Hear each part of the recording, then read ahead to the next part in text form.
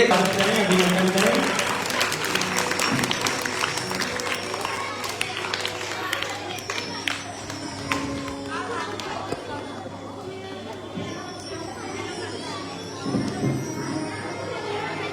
जब तक विद्या की देवी मां सरस्वती का अभिनंदन ना हो, पूजा ना हो, आशीर्वाद ना हो, तब तक हिंदुस्तान की मिट्टी हमें ये कहती रहती है कि मां सरस्वती के आशीर्वाद के बगैर प्रोग्राम अधूरा है। आप सभी बच्चों को, मैडम पूजा कुमारी जी एक्सिस को, सभी बाल कल्याण परिषद के स्टाफ को, लाइफ मेंबर बच्चों को मां सरस्वती अपना आशीर्वाद दे। हमारे कलाकार बंधुओं को, दीपक गुलजार जी को, उनकी टीम को मां अपना आशीर्वाद देती रहे, उनकी कला निखरती रहे।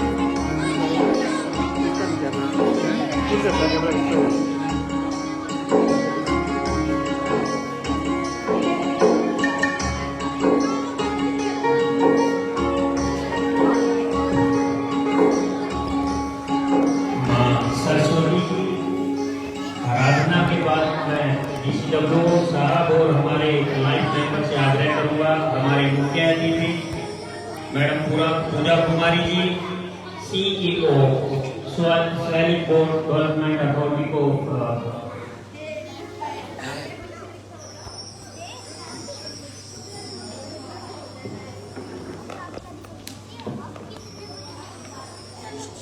सभी लाइफ मेंबर हमारे अपना स्थान ले लें। सभी बच्चे बड़े अच्छे तरीके से मेहनत करके तैयारी करके आए हैं। प्रोग्राम शुरू होने से पहले अगर राष्ट्र का गान ना हो तो अधूरा सा लगता है, क्योंकि जब हम स्कूल में होते थे तो सुना करते थे, जो भरा नहीं है भाव से बहती जिसमें रसधार नहीं, हृदय नहीं वो पत्थर है जिसे देश के प्रति प्यार नहीं। मैं आग्रह करूंगा बच्चों से, नेशनल एंथम के लिए जो बच्चे तैयार किए गए हैं, दीपक गुलजार जी बच्चों को लाइन अप करें। हो रही है फेसबुक पर ही है।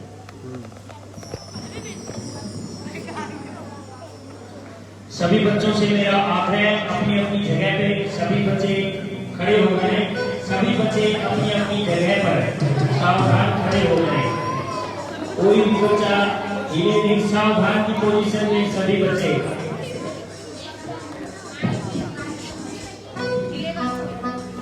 जी जी।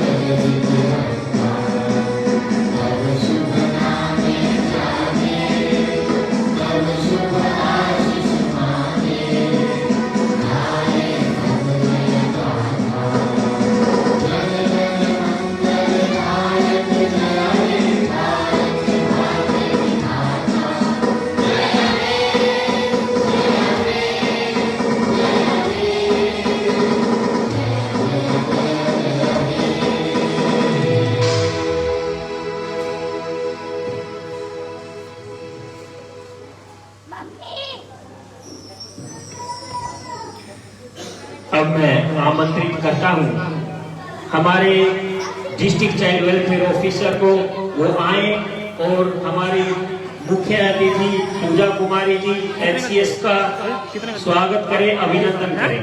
आदरणीय श्री विश्वास मलिक जी।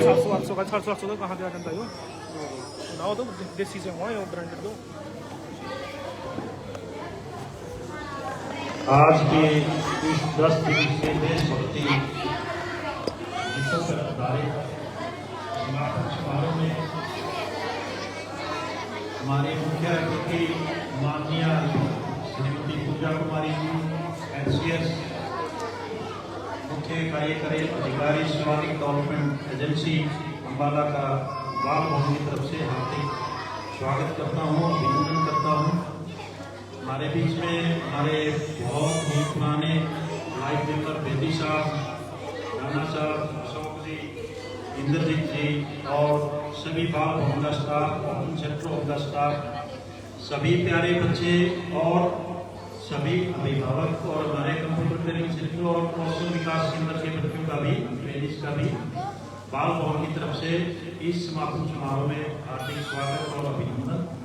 मैं हमारी मुख्य अतिथि महोदया को बताना चाहूँगा, ये 10 दिवसीय जो कार्यशाला लगाई गई है, ये हमारे अंतर्राष्ट्रीय गुलजार जी आर्टिस्ट हैं। उन्होंने पहले दिन 50 बच्चे बुलाए, 50 बच्चों में से तराशते 22 बच्चों को तैयार किया और मात्र पहला दिन और दूसरा दिन छुट्टी में निकला। 8 दिन में 8 ही आइटम तैयार कर दिए, जो आपके सामने अभी प्रदर्शित होंगे। मेरे हिसाब से बहुत ही अच्छे देशभक्ति गीत तैयार किए गए हैं, जो एक बाल भवन के लिए, जो ये हमारे बच्चे हैं, एक ऐसे क्षेत्र से आते हैं जिनको एक खुशी का मौका और ऐसे प्रोग्राम अटेंड करने का और ऐसा स्टेज कम ही प्राप्त हो पाता है, वो बाल भवन खुशी दे रहा है। तो मैं बाल भवन की तरफ से एक बार फिर इन बच्चों को इस खुशी के मौके पर इनका स्वागत करता हूँ, अभिनंदन करता हूँ और बाल भवन की तरफ से इनको आशीर्वाद प्रदान करता हूँ। और मैडम को बताना चाहूँगा कि ये अकेला बाल भवन का प्रोग्राम नहीं है, ये कला एवं सांस्कृतिक विभाग हरियाणा की कार्यशाला है। इन कलाकारों को मानदेय 10 दिन का वही दे रहे हैं और ऐसी कार्यशाला हम कला सांस्कृतिक विभाग हरियाणा, हमारे पटियाला से जो नेशनल कला अकेडमी है, उससे अच्छी तरह से इधर उधर हम कोशिश करके ऐसे हैप्पीनेस प्रोग्राम इन बच्चों के लिए बार बार अरेंज करते रहते हैं। और इस अब तो बाल भवन इस काम पे आ गया है कि ये बच्चे कम से कम 50 बच्चे हमारे साथ ऐसे जुड़े हैं जो प्रोग्राम सुनते ही या कोई भी कार्यशाला या कुछ भी इन बच्चों के लिए हम शुरू करते हैं अपने आप। तो एक बार फिर मैं मुख्य अतिथि महोदय हमारी मैडम श्रीमती पूजा कुमारी एचसीएस का हार्दिक अभिनंदन, स्वागत।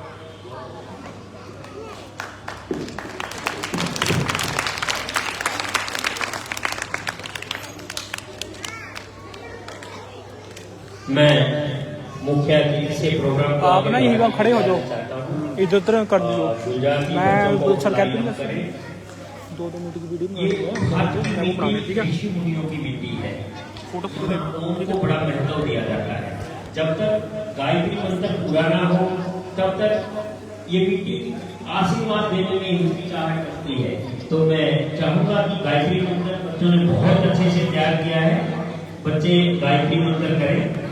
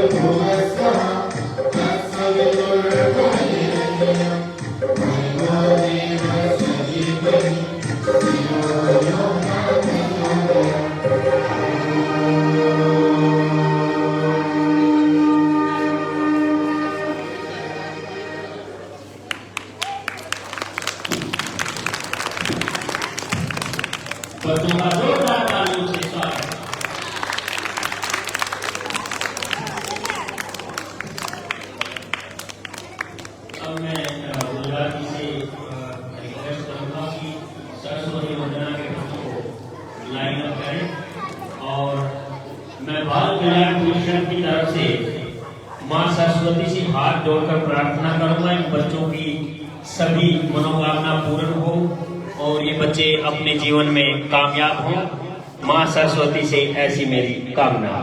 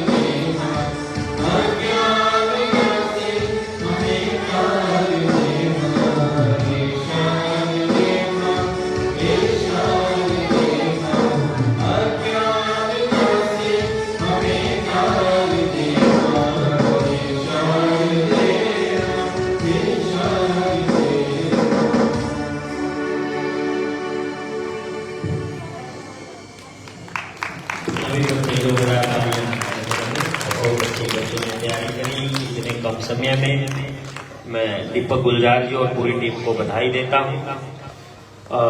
वंदे मातरम प्रोग्राम के बच्चे और एक नायाब कदम हमारे DCW साहब जब आए उन्होंने यहाँ आके शुरू किया। एक नायाब कदम के तहत बहुत सारे बच्चों को स्टेज मिला। बहुत सारे बच्चे जो परिवार अंत्योदय योजना के बच्चे हैं उन्हें बहुत लाभ मिला। वंदे मातरम सुनने में एक शब्द लगता है, लेकिन जब हम अंग्रेजों के अधीन थे और कुर्बानी के लिए जाते हुए बोलते थे वंदे मातरम। उस फीलिंग को आज महसूस करना बहुत मुश्किल है। तो फिर भी हम इस वंदे मातरम को अपने दिल से लगा के रखेंगे, क्योंकि हमारे शहीदों ने इसे बड़े दिल और कॉन्फिडेंस और आत्मविश्वास के साथ कुर्बानियों में वंदे मातरम बोला था।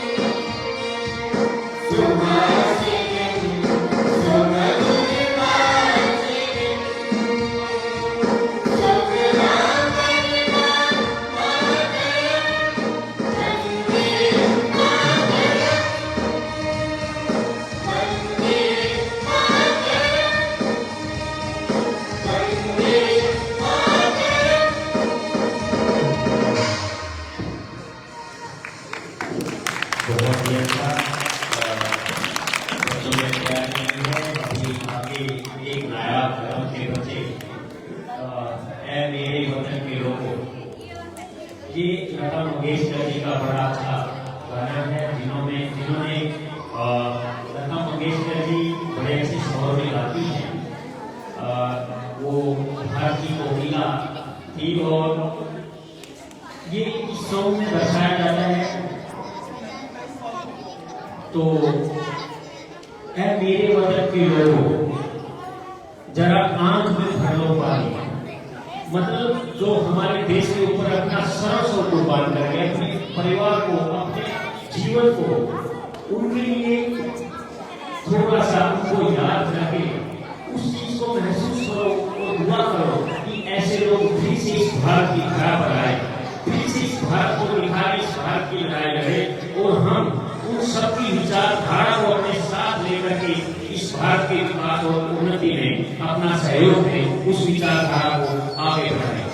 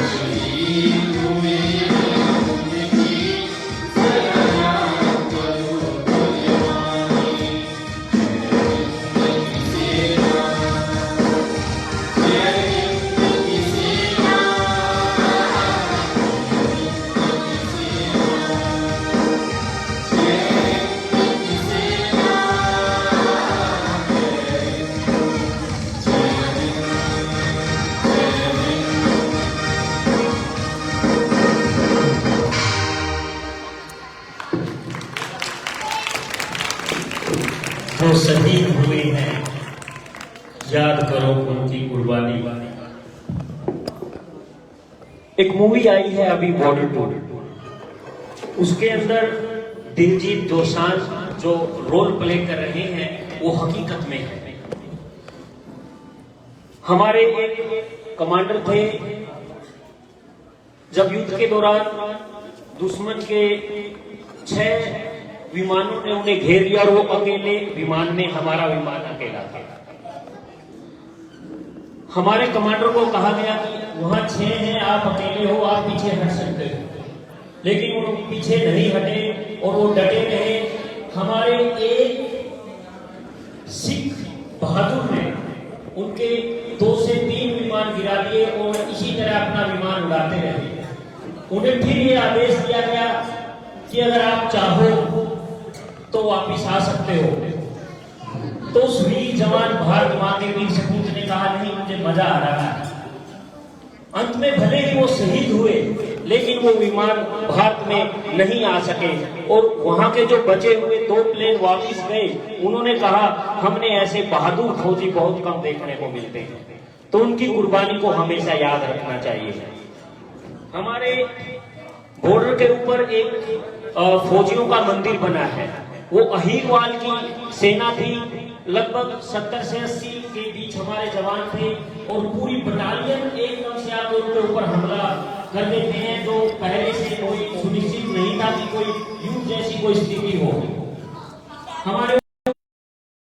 लेकिन भारत के वो वीर जवान बिल्कुल पीछे नहीं हटे और पहली बार इस धरती के ऊपर इस इतिहास में ऐसा हुआ कि पूरी की पूरी सेना शहीद हो गई, लेकिन वो भारत का एक भी जवान वापिस नहीं हटा। और जब उनकी पोस्टमार्टम हुए, उनको उठा के ले जाया गया, तो किसी की भी पीठ में गोली नहीं थी, सीने में गोली लगी हुई थी। ये भारतीय सेना का गौरव। भारतीय सेना के वो 80 जवान तुम्हारे आज भी होती है, कभी विजिट करने जाओगे, अहीरवाल के वो जवान आज भी याद करने होंगे। जब 2000 के आसपास कारगिल का हमारा युद्ध हुआ, तो दुश्मन सेना ने सोचा हम ऊंचाई पे हैं और नीचे भारतीय सेना ऊपर चढ़ाई नहीं कर सकती, ये हमारी होगी, पर उनका पाला वहां 4 रेजिमेंट से पड़ गया और चोटी से नीचे उतर के भागना पड़ा। उस चोटी पे भारत की 4 रेजिमेंट ने अपना तिरंगा फहराया। उसी युद्ध के अंदर एक जवान थे विक्रम बत्रा की शहीद होने लगे, उनको 2 गोलियां लगी, उनके साथ वाले साथियों को खींचने लगे, उन्होंने कहा नहीं अब नहीं, और मरते मरते उन्होंने 7 दुश्मन फौजियों को मारा। उनके नाम पे पंचकुला सेक्टर 27 के अंदर एक विक्रम विहार सोसाइटी बनाई गई है। ऐसे वीर जवान इस देश में पैदा हुए। मेरे जैसे कुछ लोग आएंगे, जाति और धर्म के नाम पे बांटेंगे, भूमि और भाषा के नाम पे बांटेंगे, अपने उल्लू सीधा करने के लिए, पर हम लोगों के अंदर एक इंसान जिंदा होना चाहिए और वो भारतीय जिंदा होना चाहिए। हमें जाति और धर्म में नहीं, हमारी सेना के ऊपर फख्र करके जब भारत के ऊपर लड़ाई लड़ी जाती है, युद्ध होती है, वहां कोई हिंदू मुस्लिम कोई ऊंच नीच का अगली जाति पिछली जाति नहीं, सिर्फ भारतीय को खाता है और वो जाति भूल जाते हैं सिर्फ भारत माता की मिट्टी के लिए अपने शरीर का नहीं कर रहा है। इस मिट्टी में डाल हम सबको उठना होगा कट्टरवाद का, चाहे और देश में कट्टरवाद का कहीं हो, कोई देश को बांटा हो, ऐसे लोग आएंगे आते रहेंगे, लेकिन भारत माता की किसी को बड़ा नहीं। अब मैं ज्यादा ना बोलते हुए गुजरात जी से प्रार्थना करूंगा, इन्होंने अगला शब्द तैयार कराया, मेरा रंग है बसंती चोला। सुनने में अच्छा लगता है, आप लोगों को मनोरंजनदायक लगता है, उस पल को महसूस कीजिए जब राजगुरु सुखदेव और भगत सिंह ने ये बताया कि जन्म में आपके किसी का फंदा होगा और तब ऐसे गीत गुनगुनाना, ये आपके लिए मनोरंजन है, लेकिन हमारे लिए फख्र और गर्व की बात है। इस देश हर व्यक्ति चाहता है कि भगत सिंह राजगुरु सुखदेव दोबारा से जन्म ले, पर मेरे घर में नहीं, पड़ोसी के घर में ले, क्योंकि जवान बेटी की कुर्बानी होनी पड़ती है। आप सब लोगों को जाति और धर्म से ऊपर करके भारत के लिए कुर्बानी देनी है, भारत के विकास और तरक्की में योगदान देना है। अब मैं चाहूंगा दुर्गा जी शुरू करें।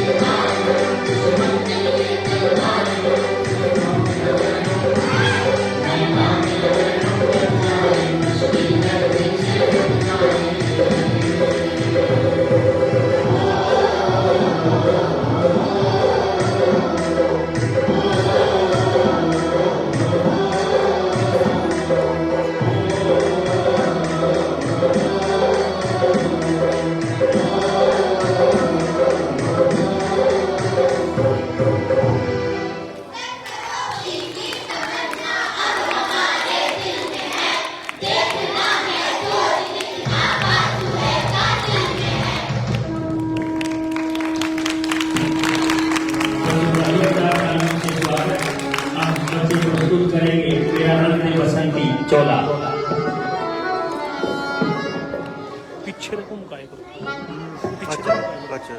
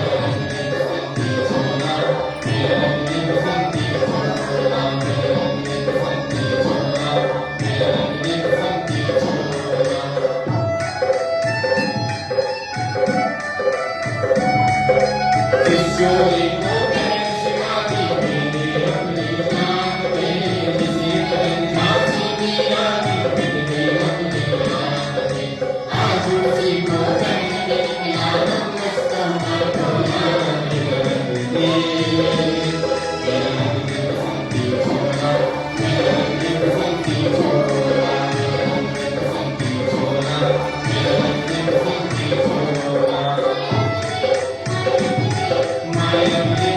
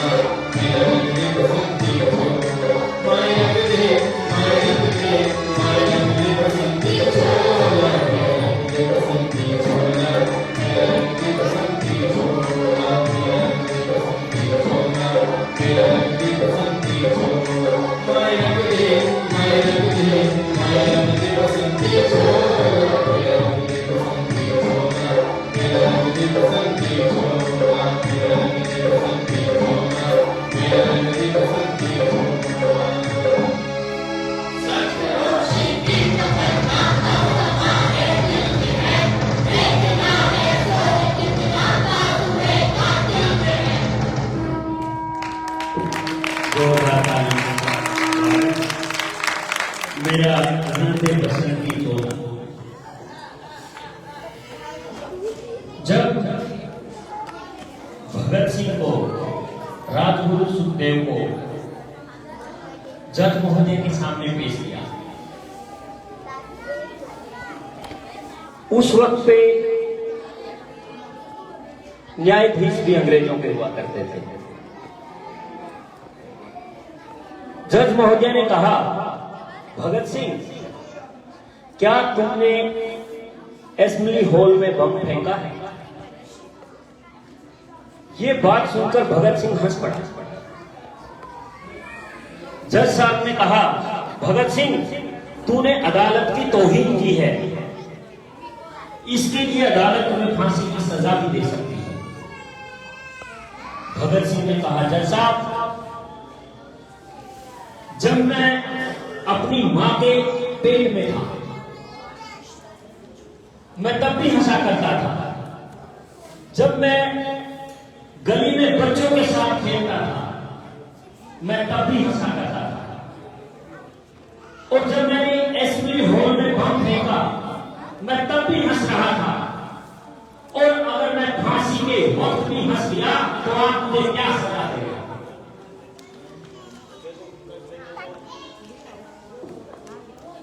मेरा हृदय बसंती चोला।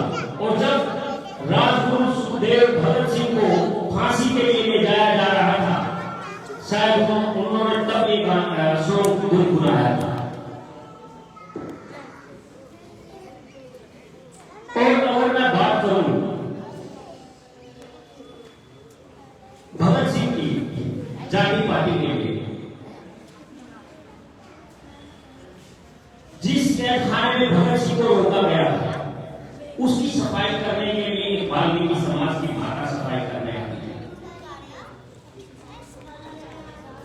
भगत सिंह ने कहा, मां, मुझे कल फांसी होनी है या 10 दिन बाद होनी है, मैं आप 11 दिन का मेहमान नहीं, मैं चाहता हूं कि आप मुझे अपने हाथ से खाना बना कर खिलाएं। उस वाल्मीकि मां ने कहा, बेटा, ये हमारी व्यवस्था जो है, मुझे इजाजत नहीं है। तो भगत सिंह ने कहा, मैं किसी जाति और धर्म का बेटा नहीं, मैं तो हिंदुस्तान की इस माटी का बेटा हूं। और इस माटी में जो पैदा हो गया वो मेरा भाई है, मेरी मां है, मेरी बहन है। ये जाति की व्यवस्था की जंजीरें भगत सिंह की विचारधारा को कभी रोक नहीं सकती। जब देश में कुर्बानी करने वालों ने जात और पात और धर्म की लड़ाई नहीं लड़ी, आप और मैं, मेरी और आपकी क्या औकात है कि हम जात और धर्म की लड़ाई लड़ें? जात और धर्म की लड़ाई लड़ने वालों से मैं कहता हूं, अगर आज भगत सिंह जिंदा होते तो क्या उनकी आंखों में आंखें डाल के वो जाति और धर्म के नाम पे इसको काटते? टाइम बहुत कम है, व्यवस्था दूसरी है, देशभक्ति का माहौल आज इस बाल भवन में बना। मैं आप सबको बधाई देता हूँ, धन्यवाद देता हूँ और सबसे ज्यादा धन्यवाद देता हूँ अपना कीमती टाइम हमारी मुख्य अतिथि पूजा कुमारी जी को, जिन्होंने बच्चों में हौसला अफजाई के लिए, बच्चों में देशभक्ति की भावना पैदा करने के लिए अपना कीमती टाइम दिया। हिंदुस्तान की इस माटी में एक छोटा सा उसका प्यारा सा बेटा है हरियाणा, भारत माता का एक छोटा सा बेटा हरियाणा। अगर हरियाणा की मिट्टी पे प्रोग्राम हो, भारत माँ के लाडले का जिक्र आए तो प्रोग्राम में मजा नहीं आता। तो मैं बच्चों से आग्रह करता हूँ, वो हरियाणा की इस मिट्टी के ऊपर एक सॉन्ग प्रस्तुत करें जो गुलजार जी ने तैयार करवाया है। भारत माता की इस लाडली धरती एक छोटे से टुकड़े का जिक्र अपने सॉन्ग में करें। बच्चे शुरू।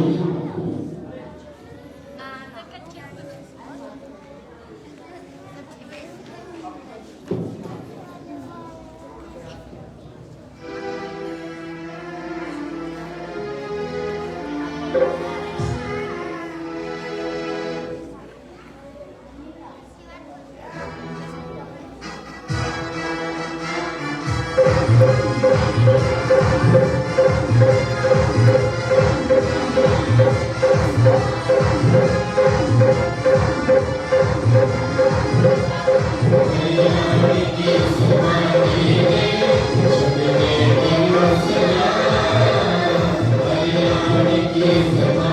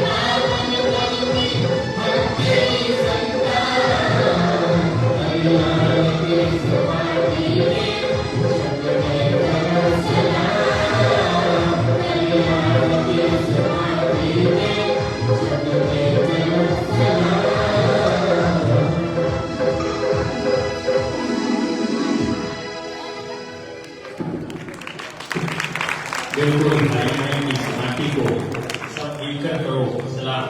सलाम के लायक तो हिंदुस्तान की सारी मिट्टी है।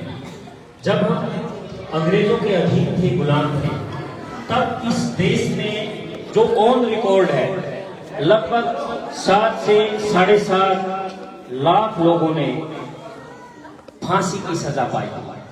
ये आजादी यूं ही नहीं मिली। उन लोगों में कुछ ऐसे थे जो अग्रणीय थे, जिन्होंने बहुत अधिक भूमिका निभाई, जैसे हमारे राम प्रसाद बिस्मिल जी थे, चंद्रशेखर आजाद जी थे, लाला लाजपत राय जी थे, खुदीराम बोस जी थे। चंद्रशेखर आजाद के आप सबको पता है, और उन्होंने अंग्रेजों की गोली तक से मरना पसंद नहीं किया था। बहुत सारे ऐसे क्रांतिकारी इस देश में हुए, तब जाकर के हमारी इस मिट्टी को, हमारी इस भारत माता की गुलामी की बेड़ियों को तोड़ा था। ये जब स्वतंत्रता की हवा इस देश में चली थी। अब प्रोग्राम समापन की ओर, और ये अंतिम सॉन्ग है, सुनो गौर से दुनिया वाले। और बच्चे ये जब सॉन्ग गाएं तो मुस्कुराते हुए गाएं। शाबाश, करो पकड़ोगे वो तो बहुत है। हमारे मकर साहब आए हैं, मैं इनका भी स्वागत। बच्चों शुरू करो।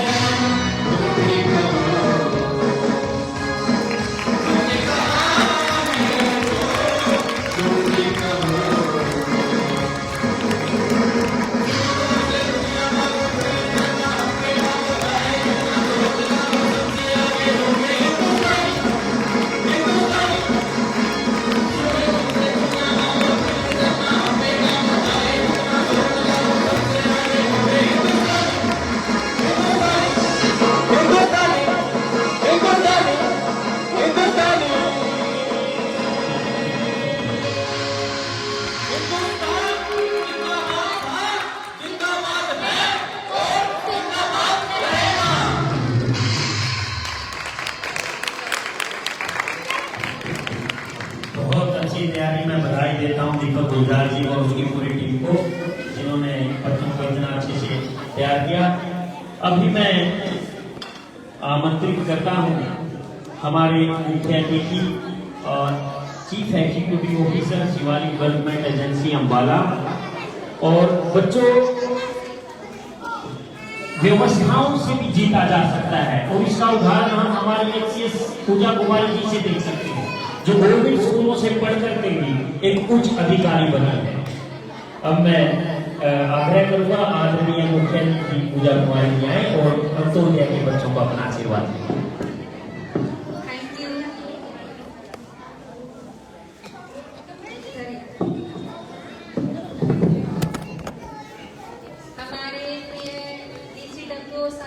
विश्वास मलिक जी, उनकी पूरी टीम और हमारे प्रांगण में जो लाइफ मेंबर्स बैठे हुए हैं, जो बाल भवन से और उनकी गतिविधियों से इतने लंबे समय से जुड़े हुए हैं, हमारे प्यारे प्यारे बच्चों, आप सभी को मेरा नमस्कार। बहुत बहुत धन्यवाद कि आपने मुझे मौका दिया इस कार्यक्रम में शामिल होने का, इतनी खूबसूरत प्रस्तुतियां देखने का। गुलजार जी, आपने बहुत मेहनत करी है और ये मेहनत नजर आ रही है।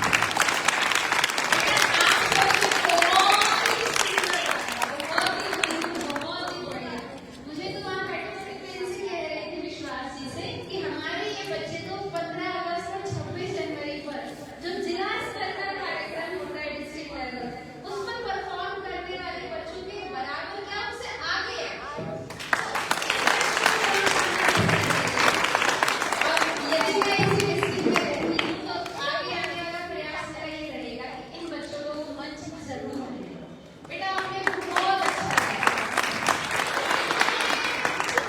एक चीज है, आप यहाँ गा रहे हो, हम वहाँ से बैठकर देख रहे थे, तो कुछ बच्चे बिल्कुल सामने मस्त होकर कर रहे हैं, देख रहे हैं, कुछ थोड़ा सा घबरा रहे हैं, पीछे देख रहे हैं, कुछ अपना खोए हुए हैं, पर सब अपने अपने स्तर पर अपना अपना योगदान दे रहे थे। आगे से बस ये, जब भी कुछ परफॉर्म करो तो जो गा रहे हो, जो बोल रहे हो, जो कर रहे हो, उसके भाव आपके चेहरे पर दिखने चाहिए। कि अगर आप कह रहे हो कि सुनो गौर से दुनिया वालों, तो लगना चाहिए कि आप सीरियस हो कि सुनो सारे समझ रहे हो, घबराना नहीं है। अब मुझे क्या पता, मैं वहाँ बैठी हूँ कि आप कौन सी लाइन आगे गाने वाले, अगर भूल भी गए तो मुझे पता चलेगा, कुछ भी गा दो तो डरना नहीं है। स्टेज पर आप खड़े हो, बहुत बड़ी बात है, और आप जो कर रहे हो वो और कोई नहीं कर रहा, आप सबसे बढ़िया कर रहे हो। ये समझकर जब आप परफॉर्म करते हो, बहुत ही सुंदर प्रस्तुति होती है। ये हमारे छोटे छोटे नन्हे मुन्ने, आपने जो पहला मतलब राष्ट्रगान गाया, उसी समय दिल को छू गया। सच कह रहे हैं ना, उसी समय लगता कि ये बच्चे जबरदस्त परफॉर्मेंस से टेस्ट आ गए। बहुत ही सुंदर, मुझे बहुत अच्छा लगा। और आपको देखकर ना मुझे अपने छोटे, जब मैं छोटी थी बचपन में स्कूल की गतिविधियों में हिस्सा लेती थी, वो सब कुछ याद आया। बच्चों, आज मैं एक ऑफिसर हूँ, आप सबके सामने इस मंच पर मुख्य अतिथि के रूप में हूँ, पर यहाँ तक पहुँचने से पहले मैं आप ही की तरह एक बिल्कुल सामान्य परिवार से रही हूँ। मेरे पिताजी एक मैकेनिक हैं, आज भी वो गाड़ियाँ ठीक करते हैं। आपके माता पिता भी कुछ ना कुछ काम करते होंगे, तो हमारा ऐसा आर्थिक स्तर नहीं था, ना इतने पैसे थे कि मेरे मम्मी पापा मुझे प्राइवेट स्कूल में पढ़ाते, तो मैंने भी अपनी सारी पढ़ाई जो है वो सरकारी स्कूल से करी, गवर्नमेंट स्कूल में पढ़ी और हिंदी मीडियम में। अंग्रेजी आती थी, लेकिन मीडियम जो था वो हिंदी था। अपने सारे सब्जेक्ट्स हिंदी में पढ़े, ना कोई ट्यूशन लगवाया कभी भी, अपने आप पढ़ा, जो समझ नहीं आया अपने टीचर से पूछा। कि जो हमारे सरकारी स्कूल में टीचर्स होते हैं, आपको पता है कितनी मेहनत करके पेपर पास करके वो पहुंचते हैं वहां पे। सरकारी स्कूल के जो अध्यापक हैं, वो बहुत पढ़ाई लिखाई करने के बाद सरकार जो एग्जाम लेती है, कंपटीशन टेस्ट लेती है, पेपर लेती है, वो पेपर क्लियर करने के बाद वो टीचर बनते हैं, तो बहुत ही काबिल होते हैं। पर हम जो होते हैं सामान्य लोग पढ़ाई होती है। हाँ, कुछ सीमितता है कि सरकारी स्कूल में टीचर्स कम हैं और उन पर काम का दबाव, लेकिन जब आप बच्चों में वो लगन हो कि मुझे पढ़ना है, कुछ सीखना है, तो वो टीचर भी आपके लिए हर समय तैयार खड़ा रहता है। मेरे मैथ्स के टीचर ऐसे थे कि अगर मैं खाली क्लास में बैठी और दूसरे बच्चों से बातचीत करने लग गई ना, वो ये देख रहे हैं कि बाकी बच्चे भी ऐसे ही टाइम पास कर रहे हैं, पर फिर भी उन्हें पता था कि ये लड़की होशियार है, इसको पढ़ना है। तो मुझे डांटते भी थे, पढ़ क्यों नहीं रही, और खुद ही आके बुलाते, ये वाला सवाल ऐसे करना है, ये सवाल ऐसे करना है। उनकी बदौलत और जो मेरे और टीचर्स जिन्होंने मुझे पढ़ाया, उनकी बदौलत 10वीं क्लास में बिना ट्यूशन के बोर्ड एग्जाम में 10 में से 9.8 ग्रेड मैंने प्राप्त करे। मैथ्स में 10 में से 10। तो आप सोचो, है ना, मैं कर सकती हूँ तो आप क्यों नहीं कर सकते? चलो 10th तो आपके लिए बहुत बड़ी बात हो गई। यहाँ हमारी ऑडियंस तो बहुत ही छोटे छोटे प्यारे प्यारे बच्चों की है, ये थोड़े से बड़े और छोटे मिक्स हैं। बेटा चाहे आप कहीं भी हो, आपको अपने मन में सोचना है कि मुझे कुछ करना है। कभी सोचा है क्या करना है? किसी ने सोचा है? आप बड़े होकर क्या बनना चाहते हो? बेटा क्या बनना चाहते हो? पहले मैं यहाँ से पूछती हूँ, हाँ जी, क्या बनना चाहते हो बड़े होकर? बड़े होना चाहते हो? चाहते हो? तो क्या बस इतना साइज और इतने होना चाहते हो या कुछ और करना चाहते हो? कभी सोचा है बड़े होकर क्या बनना है? क्यों घबरा रहे हो? क्या मेरे दो सींग लगे हुए हैं? नहीं ना? फिर क्यों घबरा रहे हो? क्यों डर रहे हो? जवाब दो। फौजी बनना चाहते हैं। गांधी फौजी। फौजी? अरे वाह, बहुत बढ़िया। फौजी बनने के लिए क्या करोगे? पढ़ाई और ट्रेनिंग। कैसी ट्रेनिंग?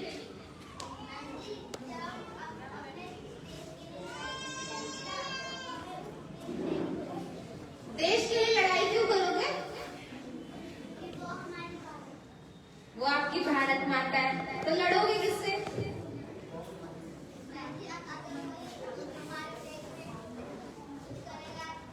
तो लड़ेंगे ना। अगर कोई आपके देश पर कुछ करेगा, हमला करेगा, तो आप उनसे लड़ोगे और देश की रक्षा करोगे। उसके लिए आपको फौजी बनना है। और फौजी बनने का मतलब है कि शरीर भी मजबूत होना चाहिए और दिमाग भी। दिमाग मजबूत होएगा पढ़ाई करके और शरीर मजबूत होएगा ट्रेनिंग करके, एक्सरसाइज करके। करते हो? किसने सिखाई? ये मेरी टीनू का कराते हैं। कराते हैं एक्सरसाइज? अरे वाह, बस उनका कराते हैं। शाबाश। सबसे पहले तो इस बच्चे के लिए ताली। जब सारे बच्चे चुप बैठे हैं तो इसने खड़े होकर जवाब दिया। इतनी हिम्मत, ये हिम्मत होनी चाहिए हर बच्चे में। और ये हमारा दूसरा बच्चा, अब इनको माइक दीजिए प्लीज। हाँ बेटा, आपको भी फौजी बनना है? Yes ma'am. क्यों? क्योंकि हमको हमारे देश की रक्षा करनी है। बहुत बढ़िया, शाबाश। देश की रक्षा करनी है तो उसके लिए आप पढ़ाई करते हो? Yes ma'am. कौन सी क्लास में? अभी तो फर्स्ट में हूँ। फर्स्ट में हो? बहुत बड़ी बात है। और आगे बढ़ते जाना है, अपनी पढ़ाई बहुत अच्छे से करनी है, खेलना कूदना भी है, एक्सरसाइज भी करनी है। ठीक है? ठीक है मैम। वेरी गुड, शाबाश। आप दोनों बैठ जाओ। पीछे से कोई बच्चा, आप स्कूल में जाते हो? क्या नाम है आपका? कीर्ति। तो आपने हाथ क्यों नहीं उठाया? चलो अब बता दो, आपको क्या बनना है बड़े होकर? बताओ बताओ, क्या बनना है बड़े होकर? डॉक्टर। डॉक्टर। शाबाश। डॉक्टर बनकर आप क्या करोगे? ठीक ठीक करोगे? किसको? किसे ठीक करोगे? पास कब जाते हैं? आप गए हो डॉक्टर के पास? क्यों जाते हो?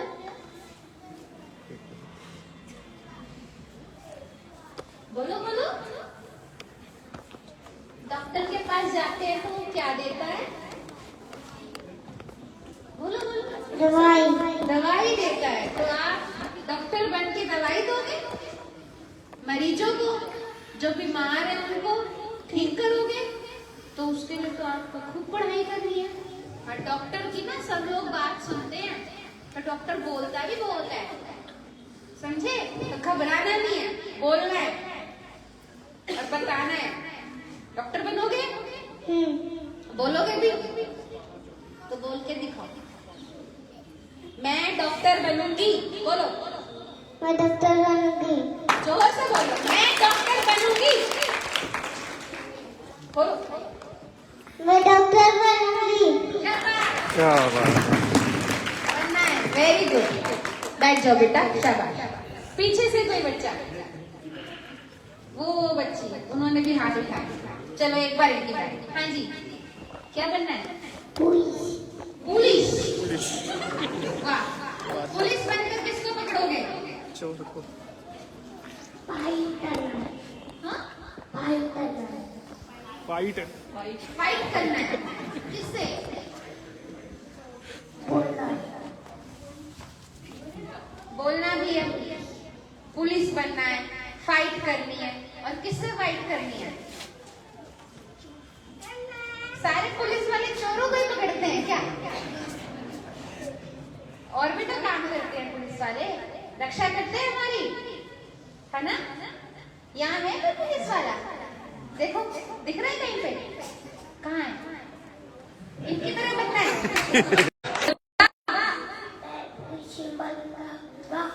पुलिस वाला बनने के लिए जोश चाहिए। अगर आराम से कहोगे तो कोई सुनेगा ही नहीं। जोश से बोलो। पुलिस बनूंगा। पुलिस बनूंगा। पुलिस बनूंगा। बनोगे, जरूर बनोगे। शाबाश। तालियां बजा दो भाई।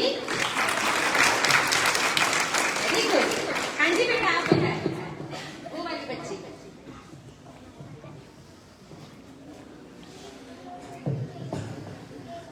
हाँ जी बच्चे। मैं फौजी बनना चाहती हूँ। अरे वाह, बहुत बढ़िया। फौजी में भी आपको पता है ना, हमारी 3 सेना है, जल सेना, वायु सेना और थल सेना। तो उसमें से आपको कौन सी वाली फौज में जाना है? वायु सेना पता है क्यों होती है? एयर फोर्स, यानी जो हवा में दुश्मनों से मुकाबला करती है, जिनके एयरक्राफ्ट होते हैं। जल सेना जो समुद्र में हमारी रक्षा करती है, और थल सेना जो जमीन पर। आप कौन से वाली फौज में शामिल हो? थल सेना, जमीन पर। बहुत बढ़िया। तो आपने कैसे सोचा कि मुझे फौजी बनना है? मैं तैयारी करना चाहती हूँ। क्यों? क्योंकि मुझे अपने देश की रक्षा करना है। ठीक है, आप देश की रक्षा करना चाहते हो, बहुत अच्छा है। पर देश की रक्षा क्या हम फौजी बनकर ही कर सकते हैं? कोई और तरीका है क्या?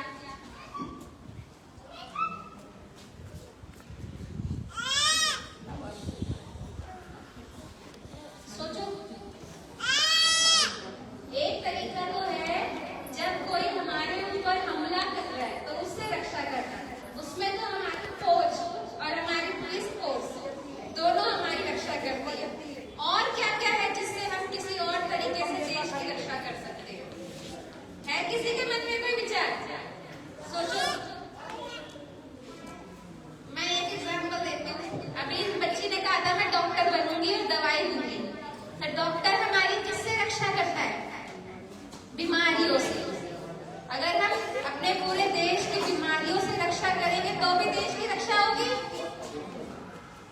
कोई टीचर है, टीचर जो है पूरे देश की रक्षा करता है अज्ञानता से, कि कोई अनपढ़ ना रहे, कोई किसी को बेवकूफ ना बनाए, सबको पढ़ाओ लिखाओ और सोचने वाला प्राणी बनाओ, है ना? तो हम देश की रक्षा ऐसे भी कर सकते हैं। और कैसे कर सकते हैं?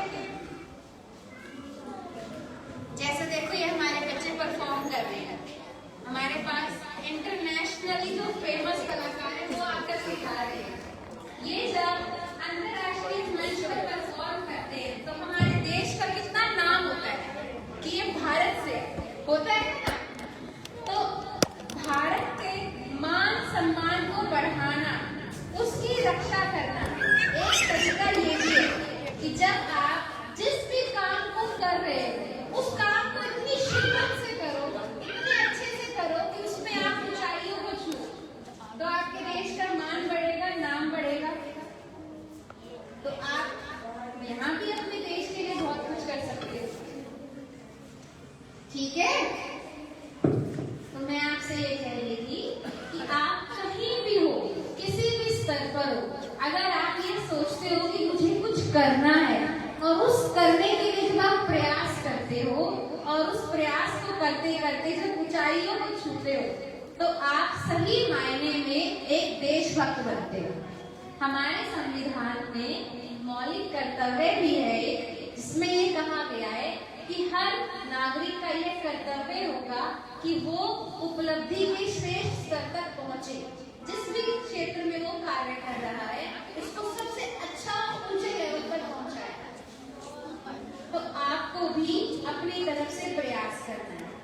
देखिए, फौजी देशभक्त हैं, वो वहां खड़े होकर रक्षा कर रहे हैं। आपको देश की सीमा में रहते हुए भी ये काम करना है और अपनी देशभक्त बनना है। आज इतने सारे गीतों को सुनकर मेरा मन तो भावुक हो गया पूरा अच्छे से और बहुत ही अच्छा लगा। आज ये बच्चे यहाँ परफॉर्म कर रहे हैं, आप चाहते हो कि आप भी यहाँ परफॉर्म करो? चाहते हो? यहाँ वाले भी इधर वाले चाहते हैं? आवाज नहीं आ रही? Yes ma'am. ये तो कोई माइक में बोल रहा है, उधर वाले बच्चे तो बोल ही नहीं रहे। बेटा आप बैठ जाओ, शाबाश बैठो। अच्छा, अरे क्या बात बेटा, आपको मेरी बात सुनाई नहीं दे रही? हाँ जी, दे रही है। समझ आ रही है? तो जब आपको नहीं दे रही, क्या आप भी इस मंच पर आकर कोई ना कोई प्रस्तुति देना चाहते हो? खाना खाकर आए थे सुबह? नहीं खाया? तो इतनी देर से भूखे बैठे हो? अभी बहुत ही टेस्टी खाना खाओगे, उसके बाद चिल्लाकर कहना मैं भी करूंगी परफॉर्म, मैं भी करूंगा परफॉर्म। ओके, तो आपका ज्यादा समय नहीं लूंगी, अदरवाइज आपको और भूख लग जाएगी। पर क्योंकि आज एक गाने का ही वो है तो एक गीत मुझे भी याद आ रहा है, गा दूं?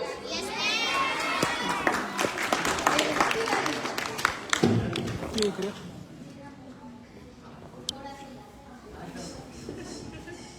बस मेरा मुल्क मेरा देश मेरा ये वतन, शांति का उन्नति का प्यार का चमन। मेरा मुल्क मेरा देश मेरा ये वतन, शांति का उन्नति का प्यार का चमन। इसके वास्ते निसार है मेरा तन मेरा मन। मेरा मुल्क मेरा देश मेरा ये वतन,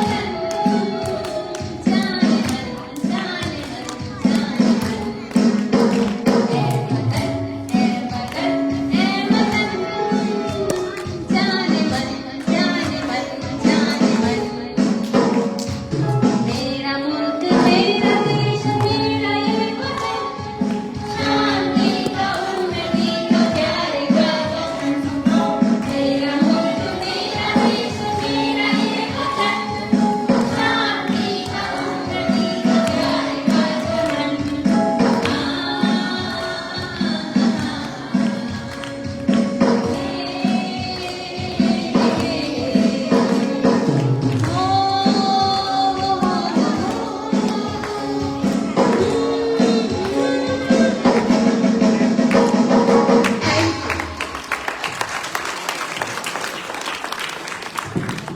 बहुत अच्छा गाया मैडम। अभी बच्चों को, जिन बच्चों ने पार्टिसिपेट किया था उनको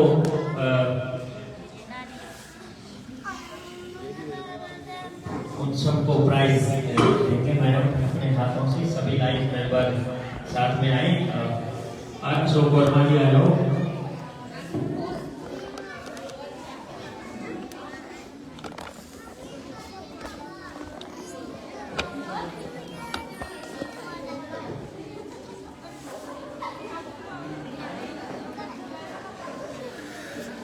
फोटो ले लेना आप भी। हाँ जी ठीक है, मैं भी ले रहा हूँ।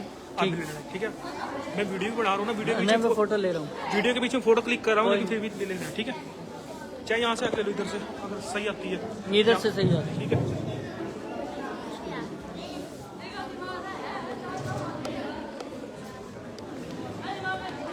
है, इसमें ले लो सर। हाँ जी, फोटो लाइट कम आती है, फोटो ले लेना एक फोटो। सभी बच्चे ठीक करें। आप भी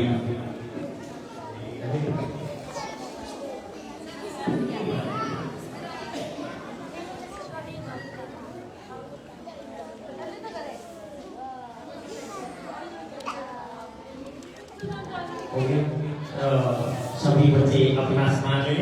अभी मैं हमारे मुख्य अतिथि से आग्रह करता हूँ, जो भी आर्टिस्ट की टीम है उन सबको भी सम्मानित करें। और बच्चों को जगह पर दिखाने का कार्य करें। आर्टिस्ट, सभी आर्टिस्ट तो हमारे दीपक गुजरात की टीम है, उनको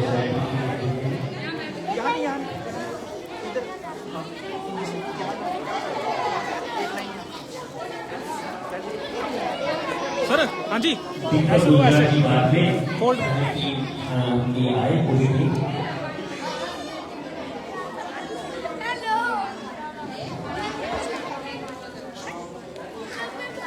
बच्चों जोरदार तालियों से स्वागत। इस टीम में आप लोगों के लिए बहुत मेहनत करी है, बहुत प्रयास करे हैं।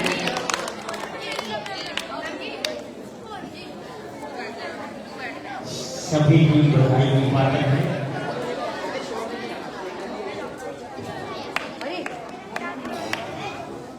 बहुत अच्छा।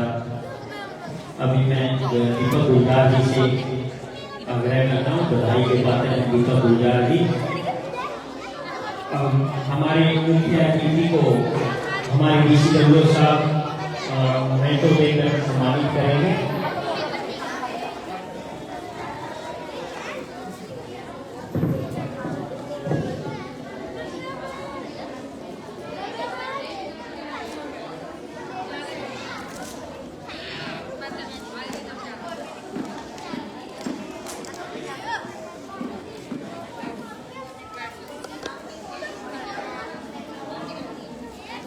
माँ सरस्वती की मूर्ति नहीं, बल्कि हमारे मुख्य अतिथि के लिए माँ सरस्वती से हमारी दुआ आशीर्वाद, जो भी मैडम पूजा कुमारी जी की इच्छा है, माँ सरस्वती उसे बहुत जल्द पूरा करें, अपना आशीर्वाद दें।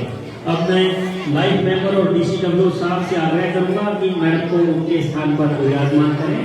माँ सरस्वती से मेरी हाथ जोड़कर प्रार्थना, बाल कल्याण परिषद की तरफ से हमारे मुख्य अतिथि मैडम पूजा कुमारी जी को अपना आशीर्वाद दें, उन्हें अपने लक्ष्य में माँ सरस्वती कामयाब करें।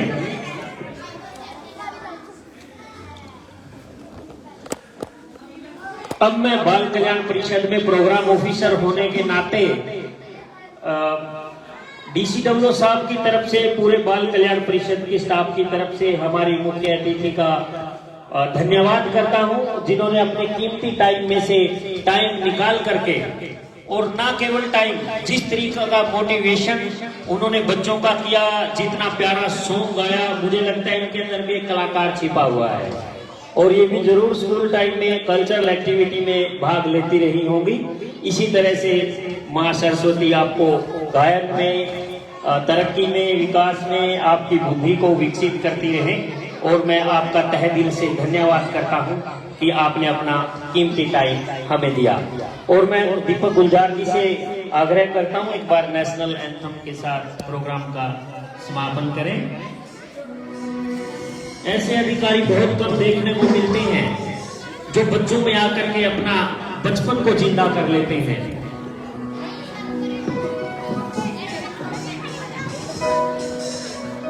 आप यहीं रहना, फोन ਨੂੰ ਪਹਿਲਾਂ ਇੱਧਰ ਕਰਕੇ ਫਿਰ बैक साइड लेना, मैं फोटो ले लूँगा, ठीक है।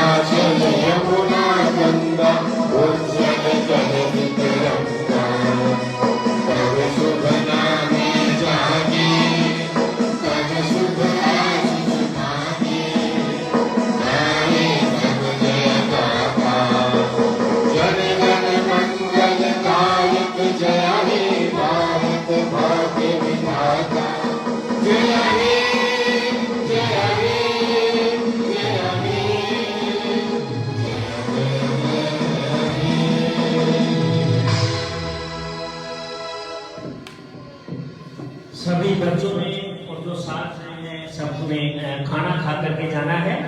हमारी बाल कल्याण परिषद की पूरी टीम बच्चों को खाना खिलाए। आप सबका तहे दिल से धन्यवाद, धन्यवाद, धन्यवाद।